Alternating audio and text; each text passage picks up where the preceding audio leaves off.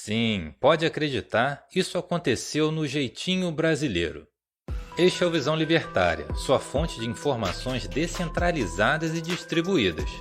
Já fizemos um vídeo falando de como a Nintendo, graças ao livre mercado americano, conseguiu vencer a grande crise dos consoles de 1983 e restabelecer a confiança no mercado de jogos nos Estados Unidos. Fizemos também um segundo vídeo de como as guerras dos consoles favoreceram e favorecem até hoje os consumidores no mundo todo, até mesmo no Brasil, com nossos impostos abomináveis. Entretanto, faltava um vídeo para essa trilogia.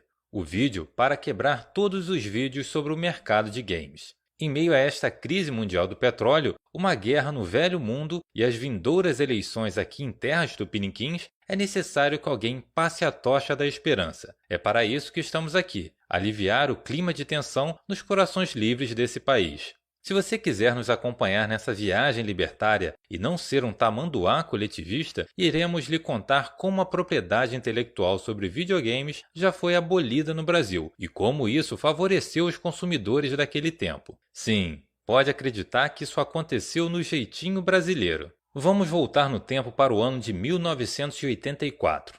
O Brasil tinha acabado de perder a Copa do Mundo em 82, o presidente Figueiredo estava prestes a entregar o bastão para um civil e a Constituição de 1988 estava começando a ser escrita. Só de pensar sinto um pavor na espinha.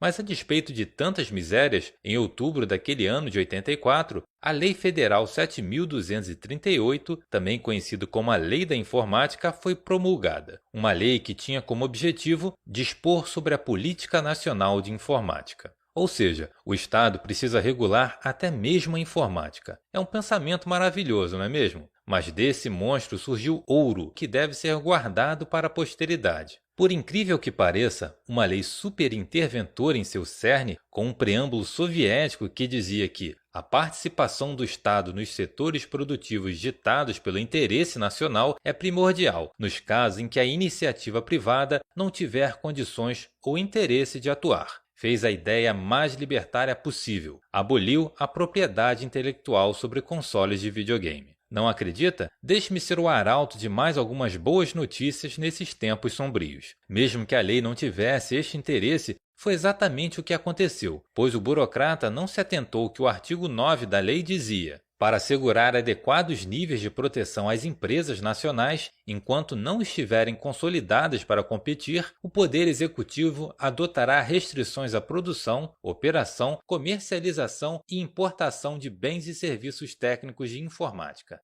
E aqui chegamos ao ponto crucial. A maravilha semântica que condiz que se não era permitido importar um Nintendo Entertainment System, o Nintendinho, para vender sem ser uma empresa nacional, e se a Nintendo não podia vender aqui, visto que era uma empresa japonesa, o que fazer? Bem, os burocratas exigiam uma representação nacional para uma empresa estrangeira. Ou seja, algumas empresas foram inteligentes no estatismo.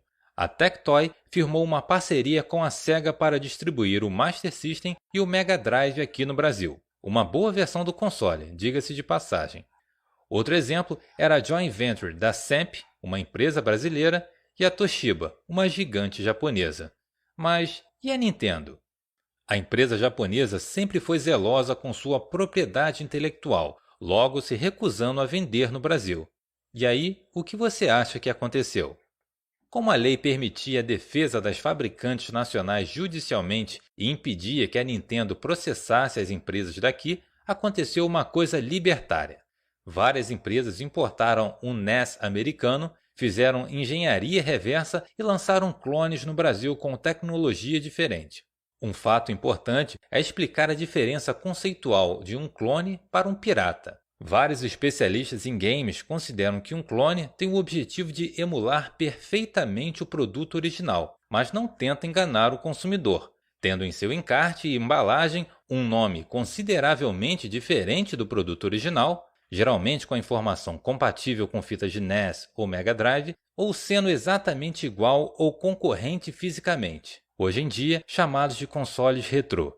Por outro lado, um produto pirata tenta ativamente enganar o consumidor a comprar o produto achando que é o de uma marca famosa, O Polystation, por exemplo, por fora parecia um PlayStation. A capa era exatamente igual, o nome era similar ao console da Sony, mas por dentro era um NES. Mas a conceituação pode mudar de acordo com o especialista. Fato interessante é que até hoje os clones, teoricamente, não são ilegais na legislação brasileira, pois eles apenas leem cartuchos, não violando nenhuma patente de software, pois são apenas hardware. Houve vários consoles clones feitos aqui no Brasil, mas algumas pérolas devem obrigatoriamente serem citadas. Falaremos aqui sobre a famosa Tríade de Ouro.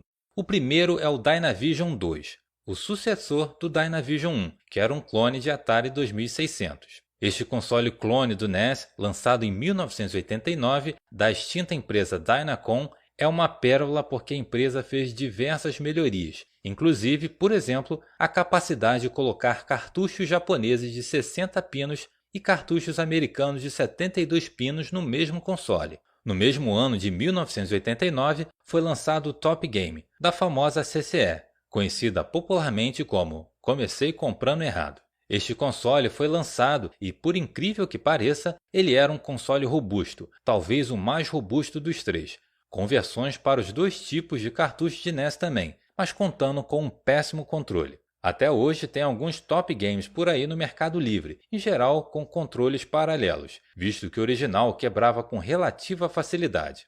Por fim, falaremos da joia da coroa. A Gradiente lançou em 1989 o famoso Phantom System. Por um lado, ele era uma pérola da engenharia. Contudo, por outro lado, ele era um verdadeiro Frankenstein brasileiro, uma vez que tinha uma carcaça de Atari 7800 com controle de Mega Drive e um hardware de NES. Era um monstro. Apesar de somente rodar cartuchos americanos de 72 pinos, era muito robusto, corrigindo até mesmo um erro fatal que o console da Nintendo tinha. No NES, o cartucho entrava deitado, mas no Phantom System entrava em pé e tinha uma trava de segurança para proteger o cartucho, evitando que ele se mexesse e queimasse, sendo, em teoria, melhor que o original. Infelizmente, o nosso sonho libertário acaba aqui, pois a Gradiente fez um trabalho tão bem feito que a Nintendo aceitou firmar uma parceria com ela, lançando o NES em 1993. Era o fim da guerra de consoles Tupiniquim. Uma guerra não de vários consoles, mas sim de vários clones do mesmo console lutando para ver qual era a melhor e o mais barato. Com o registro das patentes, mesmo os processos sendo inócuos, a Nintendo, por meio da Gradiente, ameaçou processar as concorrentes. Foi o fim de uma era. Mas devemos lembrar o que acontece quando há leis restringindo a concorrência. Em geral, a qualidade do produto vai cair de forma absurda. Por isso, a propriedade intelectual industrial não é uma boa para o consumidor, ainda que a reserva de mercado também seja uma coisa horrível, pois atrasa o mercado interno. Ou seja, o ideal é não ter lei alguma neste setor, a menos que você prefira os monopólios. Quem sabe se a empresa brasileira de games ou Gamebras existisse, estaríamos jogando NES até hoje. Obrigado por sua audiência. Esse artigo foi sugerido e escrito por Defensor Livre, revisado por Donda e narrado por Luiz Edilé.